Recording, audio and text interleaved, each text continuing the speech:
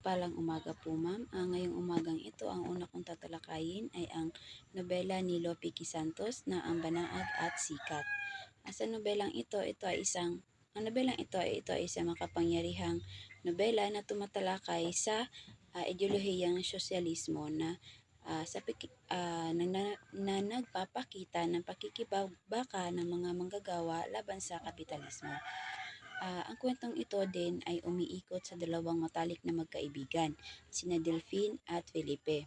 Si Delphine ay isang sosyalista na naniniwala na ang mapayapang paraan ng pagbabago ay upang magkaroon ng pantay na karapatan ng lahat sa lipunan. At si Felipe naman ay naniniwala na sa pamamagitan ng paggamit ng dahas ay mapabagsak niya ang mga mayayaman at ang mga makapangyarihang mapang-abuso.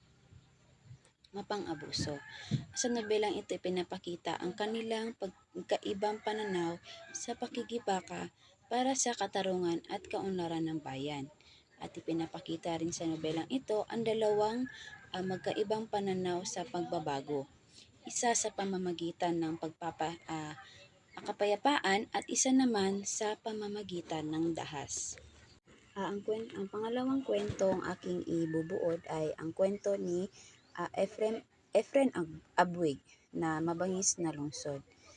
Ito ay tumatalakay sa kwento. Ang kwento ay tumatalakay kay Adong, isang ulila at namamalimos sa labas ng simbahan para mabuhay. Isa siya sa mga mahihirap na dumaranas ng pang-aapi sa lungsod. Isang araw, habang namamalimos si Adong ay nakita niya si Bruno. Si Bruno ay isa sa mang-aapi na kumukuha ng mga napalimos ni Adong.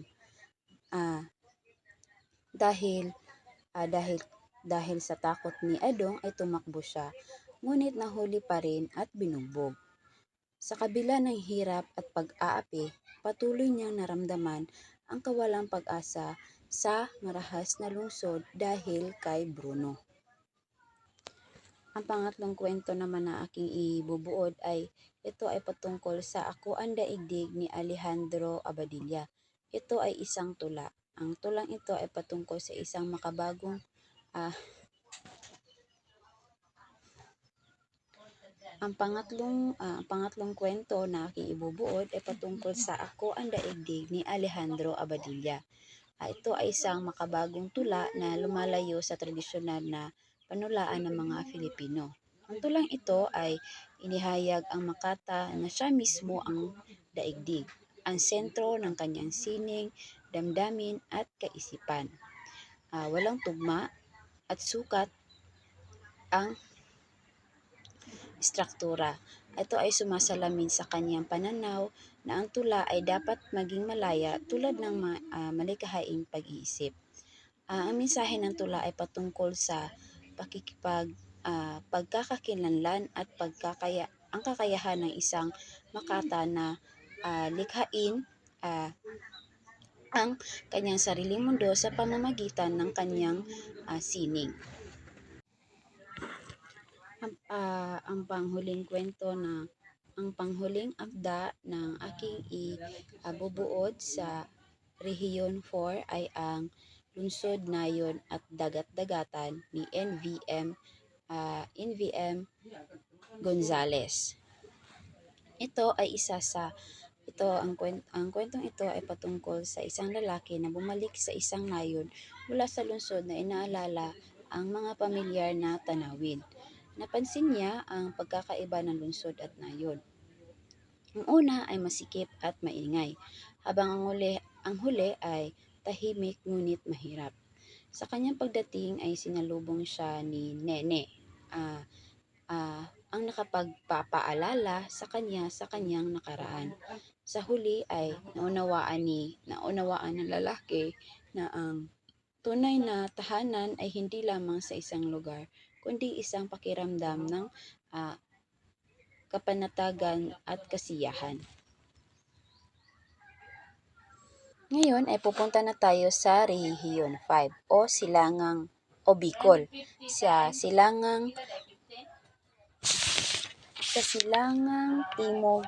timog silangan ng Luzon. Ang pinakatanyag na akda dito sa Region 5 ay ang alamat ng Bulkang Mayon. Ito ay patungkol kay sa magkasintahan na si Daragang Nayon at Panganuron. Si Daragang Nayon ay anak ni Raha Makusog. Si Daragang Nayon ay isang maganda, makinis at maganda siya at makinis. Siya ang pinakamaganda sa nayon na iyon. Dahil sa tingin ni Raha Makusog na nasa tamang edad na si Daragang Nayon ay napagpasyahan niya na ipag-isang dibdib na si Daragang Magayon. Ngunit wala itong natipuhan sa lahat ng manliligaw na pumunta sa nayon na iyon. Sabi niya, papakasalan lamang niya ang taong kanyang iniirog o iniibig. Isang araw, habang naliligo siya sa ilog ay nahulog siya sa parte ng ilalim. Sa ilalim na parte ng ilog na kung saan ay hindi marunong lumangoy si Daragang Nayon.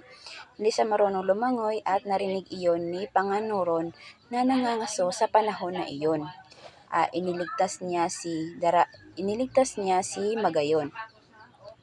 Nabighani si Panganuron sa kagandahan ni Magayon. Gayon din si Magayon. Napaibig siya sa katapangan ni Panganuron. Nakalipas ang ilang araw ay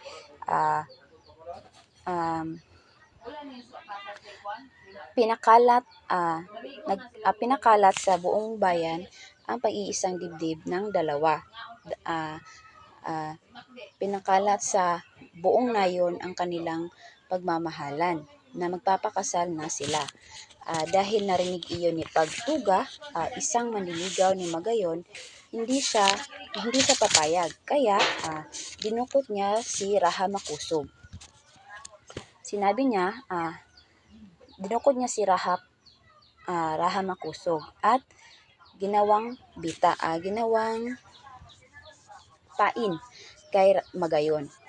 Sabi niya, kung hindi mo ako papakasalan ay papatayin ko ang iyong ama. Dahil sa pagmamahal ni Magayon sa kanyang ama ay napilitan siyang pumayag sa pumayag siya sa kondisyon ni Pagtuga. Yun ay ang pakasalan siya. Pumunta si Magayon sa lugar ni Pagtuga. At nalaman iyon ni Panganuron. Si Panganuron ay hinanda niya ang kanyang Panganuron ay nagalit. Hinanda niya ang kanyang mga malalakas at matatapang na hukbo. At lumusob sila sa lugar ni Pagtuga. Sa panahon ng kanilang paglalaban ay natalo ni Panganuron si Pagtuga. Dahil sa kasiyahan ni Magayon ay patakbo niyang nilapitan si Panganuron. Ngunit hindi sa inasahang panahon ay natamaan si Magayon sa ligaw na sibat. At nilapitan niya habang umiiyak si Panganuron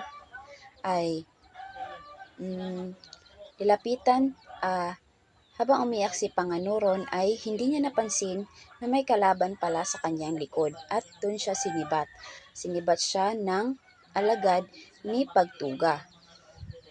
Dahil nakita iyon ni Raha Makusog, hinabol niya ang nagsibat kay Panganuron at napatay niya ito. Umuwi si Raha Makusog kasama ang dalawang bangkay ni Panganuron at Magayon. Inilibing niya ito sa isang lugar na silang dalawa ang magkasama. Habang tumatagal, napansin ng mga taga-nayon na lumalaki at nagiging isang bundok ang kanilang libingan. Kaya iyon ang kwento ng iyon ang alamat ng Bulkang Mayon na kung saan doon nalibing si Panganuron at Magayon. Ngayon naman ang tatalakayin ko ay ang Ibalon. Ito ay isang epiko ng Bicolano. Ang Ibalon ay patungkol sa tatlong magigiting na mandirigma ng Ibalon. Ito ay si Baltog, Handiyong at si Bantong. Si Baltong ang unang nakarating sa Ibalon. Siya ay nagmula sa Batawaran. Siya ay naging pinuno dahil napatay niya ang isang dambuhalang baboy ramo na sumira sa mga pananim. Matapos ang kanyang pamumuno, dumating si Handiyong dahil tumulong ito na mapalinis ang Ibalon mula sa mga masasamang hayop at halimaw tulad ng mga buwaya, tamuraw at lumilipad na pating. Sa labanang ito, nakilala ni Handiyong si Oriol, isang engkantadang dalaga at maganda. Tumulong din ito kay Handiyong. Sa ilalim ng kanilang pamumuno, naging maunlad ang Ibalon. Natutunan ng mga tao ang pagsasaka, paghahabi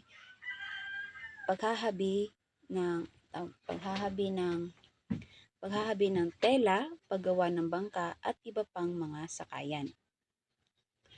Ngunit isang bagong panganib ang lumitaw sa Ibalon.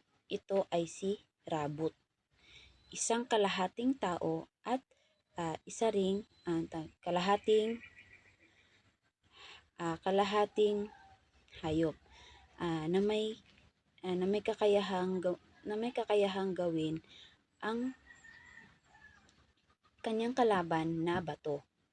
Si Bantong, ang isang mandirigma, ang inatasan ni Handiyong na patayin si Robot. Natuklasan niyang natutulog ito tuwing araw kaya pinaslang niya ito nang walang laban. Dahil dito, nagalit ang Diyos at nagpadala ng isang malaking baha na lumunod sa maraming tao at sumira sa Ibalon. Ilan lamang ang nakaligtas. At sa huli, si Bantog ang namuno sa bagong Ibalon.